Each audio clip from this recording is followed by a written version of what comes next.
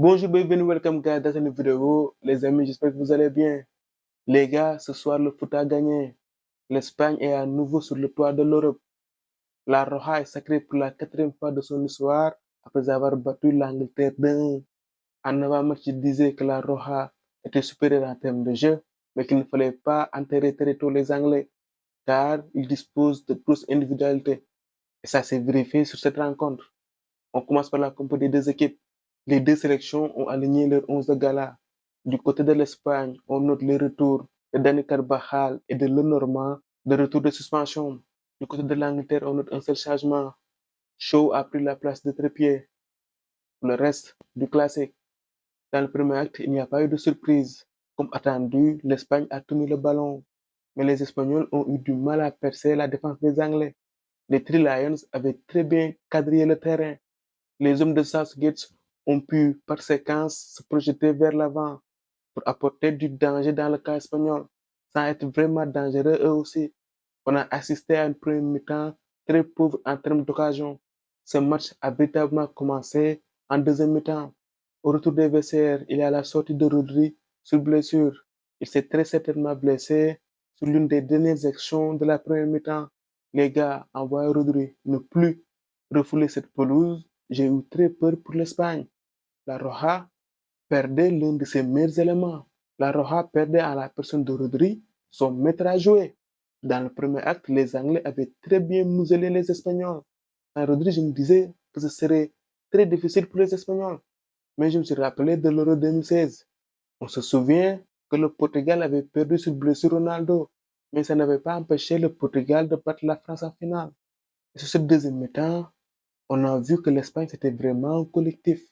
Peu importe celui qui joue, ça joue bien. C'est leur identité. Ça fait partie de leur ADN. Même sans leur mettre à jouer, l'Espagne a continué de pratiquer du beau football. L'Espagne a continué d'attaquer. Clairement, dans le second acte, les Espagnols ont accéléré. J'ai vu une équipe d'Angleterre en difficulté, dépassée.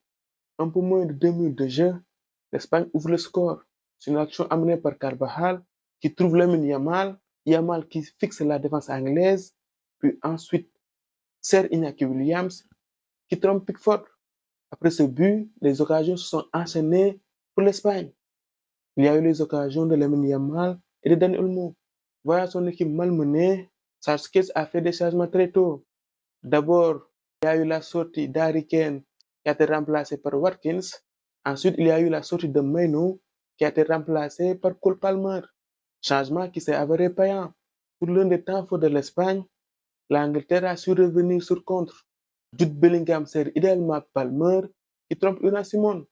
À cet instant, l'Espagne a un peu vacillé, mais ils ont très vite repris leur esprit.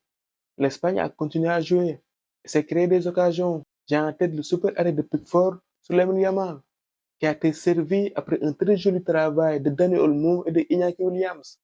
L'Espagne, à force de gaspiller, pouvait se faire punir. Mais heureusement que pour les Espagnols, en fin de match, Oyarzabal les libère en marquant le but de la victoire. Derrière, il y a eu une réaction des Anglais, notamment sur corner.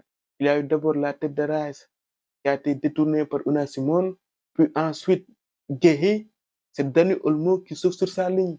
C'était clairement une balle de réalisation. Les gars, sans aucun doute, la meilleure équipe a gagné. C'est une victoire méritée. L'Espagne a eu le ballon, l'Espagne a eu les meilleures occasions. Ils se sont donné les moyens pour gagner. La meilleure équipe du tournoi a gagné. Les gars, cette match, cette victoire, en pratiquant du beau football, en gagnant avec la manière, De La Fuente a réalisé un très gros travail. L'Espagne, après des années de disette, l'Espagne a su se renouveler. L'Espagne a su se réinventer.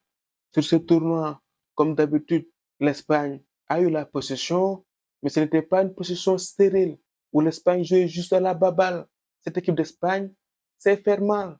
Elle sait jouer direct. Ce jeu direct est porté par les jeunes Lamine Yamal et Iñaki Williams. Los Niños, l'Angleterre peut nourrir des regrets. Elle a fait un back-to-back en perdant 2 finales. C'est dur pour les Three Lions. Dans cette euro, je disais que l'Angleterre montait à puissance. Et sur cette rencontre, en premier mi-temps, ils ont fait un bon match. Ils ont su gérer les Espagnols. notamment par un marquage individuel sur Rodri. Foden ce soir, il a fait le sale boulot. C'était à lui de faire le marquage sur Rodri. Mais malheureusement pour eux, à deuxième mi-temps, l'Espagne a accéléré. Ce soir, on a très peu vu les individualités. L'Angleterre a procédé par séquence.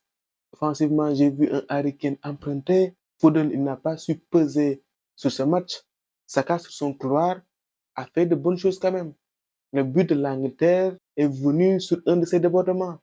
Toute cette rencontre, c'est l'un des meilleurs Anglais. Il n'a pas été juste tout le temps, mais c'est l'un des seuls qui a su créer du danger. La blessure de Pedri en premier mi-temps vient d'une perte de balle de Carvajal, ballon qui a été récupéré par Jude. Et en deuxième mi-temps, la révolte anglaise est venue de lui. Il y a cette rotation qu'il fait, il a failli marquer un but exceptionnel. Et derrière, il est passé décisif pour Cole Palmer. Il n'a pas été assez soutenu par ses partenaires. Football is not coming home.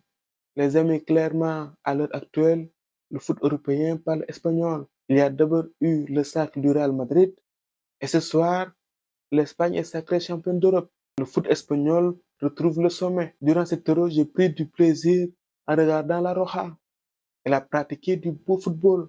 Comme je disais à l'entame, ce n'était pas pour jouer à la baballe, c'est-à-dire une possession stérile, parfois même ennuyante. C'était une possession active, une possession où il se procurait des occasions et il marquait. Bravo au sélectionneur espagnol pour le travail qu'il a réalisé. Voilà les amis, c'était tout pour cette vidéo. On se retrouve pour d'autres vidéos. À très bientôt pour de nouveau football. Au micro, c'était Dev Rect pour vous servir.